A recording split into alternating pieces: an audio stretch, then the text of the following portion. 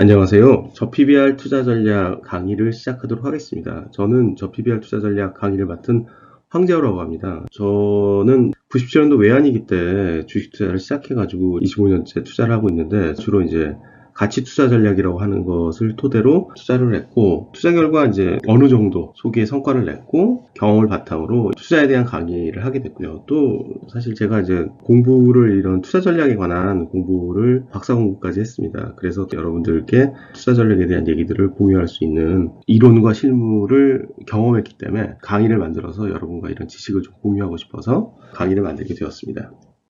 이번 강의 같은 경우에는 크게 이제 세 가지를 공부하는데 자산주 투자 전략의 개념에 대해서 이제 먼저 공부를 하고 두 번째로 이 자산주 투자 전략을 이용해서 젠포트를 구성해가지고 그 젠포트 상에서 어떻게 투자 전략을 구현하는지를 한번 볼 텐데 그 젠포트에서는 크게 세 가지를 할 계획입니다. 첫 번째는 순수한 자산주 투자 전략, 소위 말하는 이제 워렌 버핏이나 벤자민 그레이엄의 투자 전략을 물론 이제 워렌 버핏은 약간 차이가 있죠. 벤자민 그레이엄의 투자 전략이라고 하는 게 맞겠네요. 벤자민 그레이엄의 투자 전략이라고 할 수 있는 저 PBR 투자 전략을 구현을 해가지고 결과를 MT 없이 소위 말하는 시장 상황의 변동에 상관없이 그냥 바이 앤 홀드 전략을 가지고 투자 전략을 하는 거 하나, 그 다음에 또 하나는 MT를 거는 거죠. 마켓 타이밍이라는 방법론을 이용해 가지고 순수한 바이 앤 홀드, 매입 보유 전략을 MT를 적용해 갖고 해보는 거. 세 번째는 응용 전략이라고 해서 가치주, 자산주 투자 전략에서 자산주의 특성과 성장성을 어느 정도 결합한 투자 전략을 통해서 어떤 성과를 낼 수 있는지, 어떻게 투자 전략을 구현할 수 있는지 한번 세 가지 사례 정도를 가지고 공부를 해볼 거고요.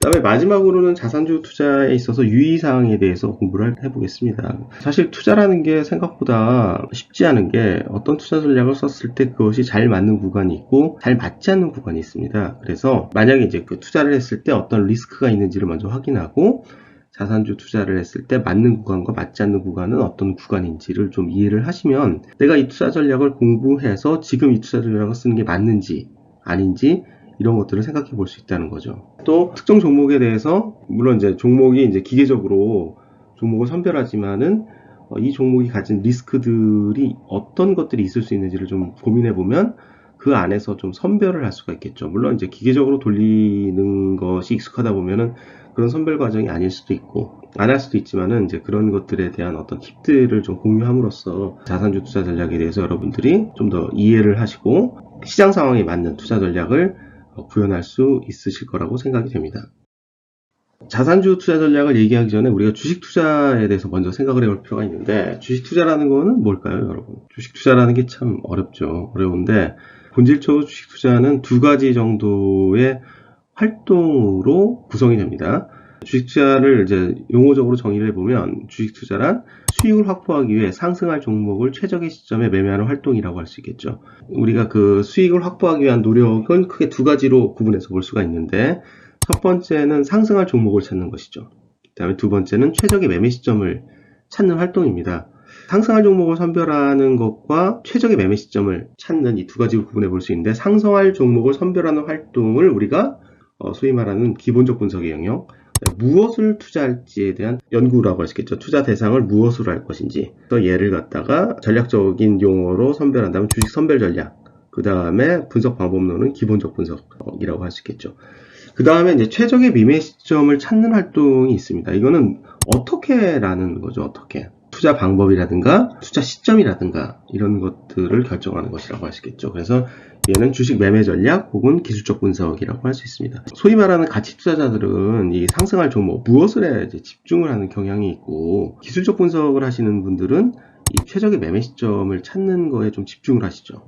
하지만은 이제 최고의 성과를 내기 위해서는 두 개를 결합하는 게 가장 좋겠죠. 여하튼 이 두 가지로 구성이 되고 우리 강의는 상승할 종목인 투자 대상을 찾는 데 좀 집중을 하고 있습니다만 최적의 매매 시점에 대한 고려도 어느 정도 합니다. 근데 메인은 상승할 종목에 대한 얘기들이고요.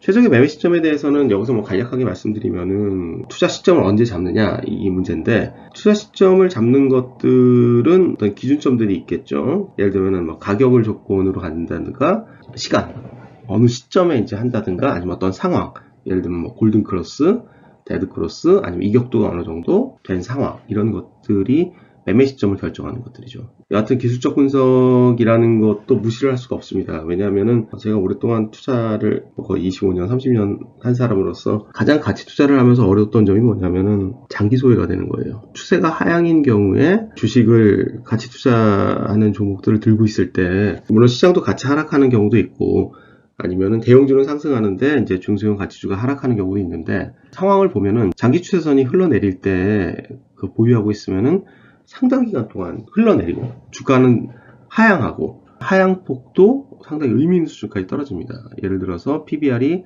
0.5인대 투자했는데 0.3까지 빠진다, 0.25까지 빠진다. 그런 경우가 있을 수 있어요. 그러면 수익률이 마이너스 50%인 거거든요. 그렇기 때문에 이제 최적의 매매 시점도 고려를 해서 투자를 해야 된다는 것이 제가 이제 투자를 해본 결론인데, 고수들이라고 하는 양반들은 또 자기만의 아이덴티티가 있기 때문에, 특성이 있기 때문에 가치 투자의 고수들은 진짜 상승할 종목에 집중해서 투자해서 엉덩이로 승부를 보면서 결국은 성공하는 이런 사례들이 많이 있죠. 그래서 일단 상승할 종목들에 대한 얘기들을 좀 하고, 그 다음에 매매 시점에 대한 얘기들은 시간이 되면 나중에 한번 다른 강의를 통해서 얘기할 수 있겠지만, 여하튼 이제 상승할 종목 중심으로 얘기는 하는데, 여기서 상승할 종목이라는 거는 아주 기본적인 얘기들이에요. 기본적. 왜냐하면 디테일하게 들어가기는 조금 어렵고, 디테일하게 구성을 하면 오히려 수익률이 떨어집니다.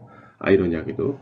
그렇기 때문에 일단 상승할 종목을 가장 기본적인 세팅을 했을 때 어떤 성과가 나는지를 갖다가 확인해 보는 시간을 갖도록 하겠습니다.